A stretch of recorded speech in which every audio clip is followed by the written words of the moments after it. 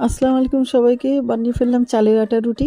সকালের নাস্তায় কিভাবে বানালাম, নিয়ে নিলাম চালের গুঁড়ো, পানিকে গরম করতে দিলাম, সাথে দিয়ে দিলাম লবণ।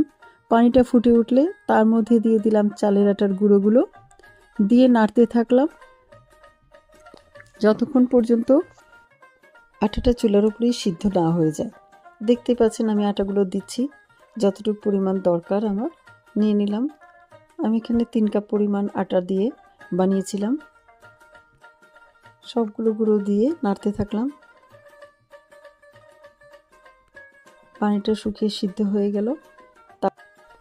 চালের আটার রুটি করতে যদি আপনি সিদ্ধটা ভালো করে নেন তাহলে রুটিটা আলহামদুলিল্লাহ ভালোই হয়, ফাটে না, লাগেও না পিঁড়ির মধ্যে।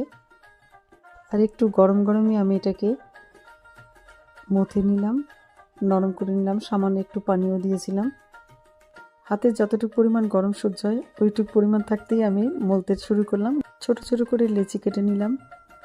তারপরে হাতের তালু দিয়ে ভালো করে ঘুরিয়ে ঘুরিয়ে গোলগুলা করে নিলাম সাইজ করে। তারপর রুটির সাইডগুলোকে মুড়ে মুড়ে নিলাম যাতে বেলার সময় ফেটে না যায়। দেখতে পাচ্ছেন সাইডে আমি ওরকম করে আগে রেখে দিলাম সবগুলোকে। তারপর বেলা শুরু করলাম। এভাবে আমি সব রুটিগুলোকে বেলে নিয়েছিলাম।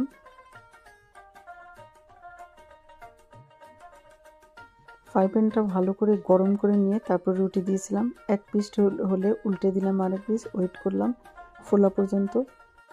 রুটি ফুললে নামিয়ে রেখে এভাবে অন্যগুলো রুটি করে দিলাম। দেখতে পেলেন, আপনারাও বানিয়ে ফেলুন। আজকে তাহলে এই পর্যন্ত। আল্লাহ হাফেজ।